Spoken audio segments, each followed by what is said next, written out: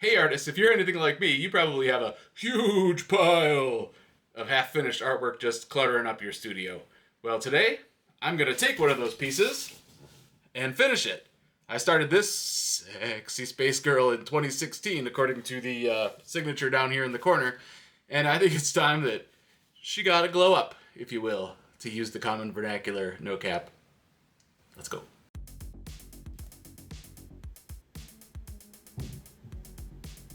Alright, the first thing we're doing is just sketching out with some Posca paint markers over the top of the existing kind of white painting that was there before. It's one of those markers where you have to like dab the tip a little bit, so I kept having to do that to refresh it. And later on I would find out that it was not water safe. So when I went in to paint, the black was picking up, and it basically just the effect was just that her butt got really shaded a lot. So now I'm dropping in white just to freshen up the white that had been there for the last 8 years. And I am using golden acrylic titanium white, and it's great. Just the pigment in there is wonderful. You can see how much brighter it is than the existing water, or the existing white, which was probably Liquitex Basics, I guess. It's generally what I used before discovering golden. There's a YouTuber called 1000, and he swears by golden, and I really like his style, so I decided to give them a try, and absolutely incredible. So very glad that I invested in that. Now you can see how that black is bleeding into the white and making gray shading. So I just kind of went with it and purposely then started picking up some of the black with that wet paint to cause the gray tone shading on the back of her booty and her indents on her back of her knees and such. So it's a nice process.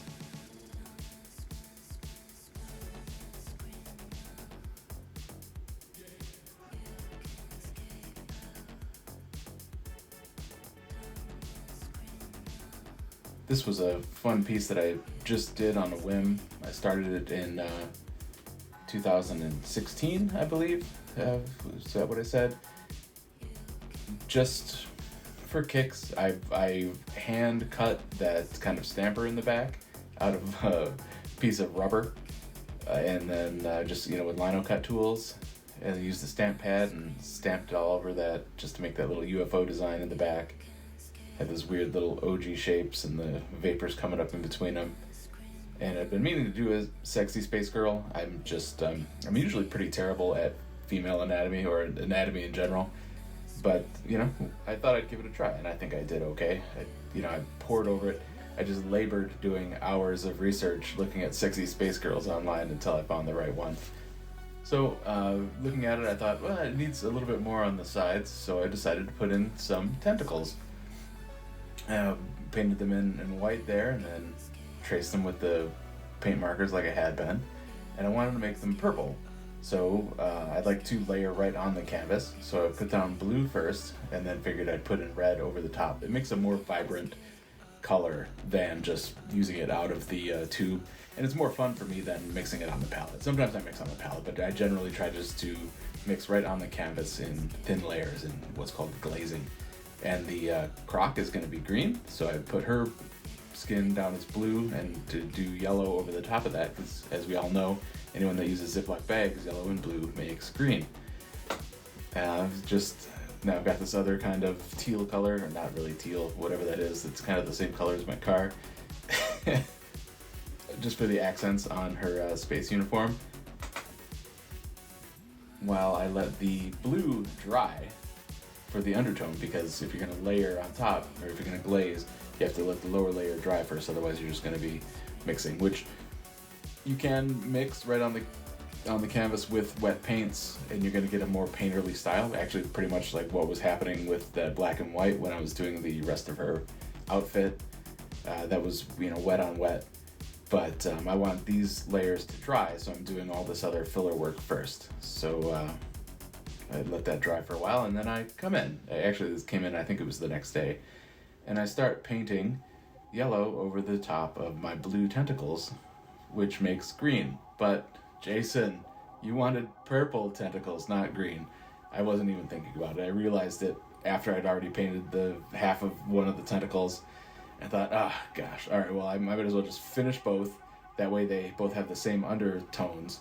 And then I went to my good friends on YouTube and Instagram, posted a poll and said, hey, people who subscribe or watch my videos, would you like green or would you like purple tentacles? And overwhelmingly, they came back with purple. So here I am, I'm painting over the white now, and we're gonna just do a redo on that. I gotta block those tentacles out and let that white paint dry. Again, that's the golden acrylic, and it just covers so well, right? Even over that dark, that's just kind of one coat. And now, after that's dry, I'm coming back in and trying it all again. Now this pan action was gravity. It was moving my camera on the little ball joint because I had a light in one of the cold shoes on the side, and there was just too much physics happening, and it took my little mount and twisted it around. But yeah, we got it. Luckily I pay kind of attention. So here we have zoomed in for a tighter shot so I can do these little details on her face, the scaly arms, and just more of the little nitpicky. It's a very small brush there. It's probably like a 3.0 or something. And it felt good to do some detail work. I found in the initial part of the painting that I had to stretch my arms too far out and paint really far away from myself so that I wouldn't get my head in the way of the top-down camera.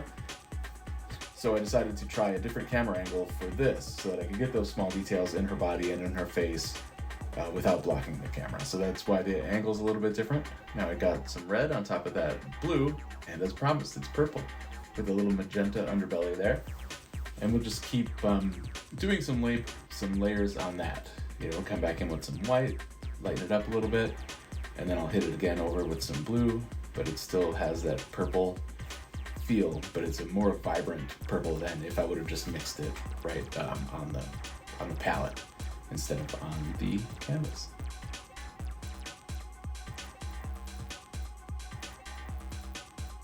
Giving her a gorgeous Space Girl smile, of course.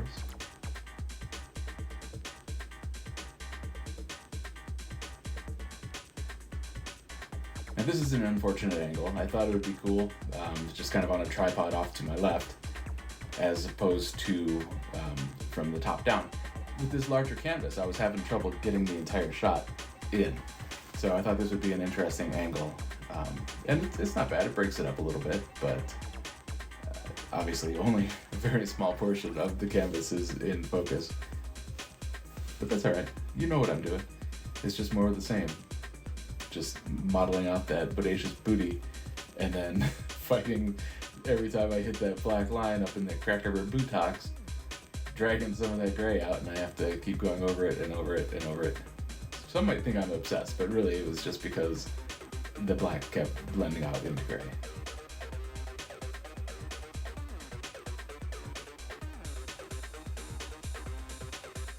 Oftentimes when I paint, I'll fluctuate between loving it and hating it. So I'll get to a point, I'll just be going, I'll be like, oh, Jason, this is the best thing you've ever painted. You're a genius.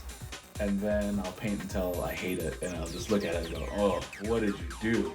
You dingus, you screwed up this whole thing. So at that point, I just have to stop and walk away from it. I'll put it up somewhere where I'm gonna be either able to look at it while I'm working on something else or walking past it in the kitchen even, and letting my mind subconsciously work on what I need to do. And that's the case that happened here. It was missing something. It wasn't quite right. And so I set it aside for a couple hours and looked on it while I was working some other things. And then I decided, you know what? It just needs a pop of vibrancy coming out of the background. So I am just glazing this over with some canary yellow, just pretty much straight out of the bottle with this stuff. Just want to make the features pop. You know, as a logo designer, you hate it when a client says, I don't know, just make it pop. But in this case, what I needed was, I just needed it to pop. So I did. And I think it came out great. I'm really pleased with the final project here, with the final results. And I'm happy that this lady is finally getting some life after sitting around for 8 years in my studio. Get down in the car, one time give it all, bust it open hard, let me see you drop. Get down in the car, one time give it all, bust it open hard, let me see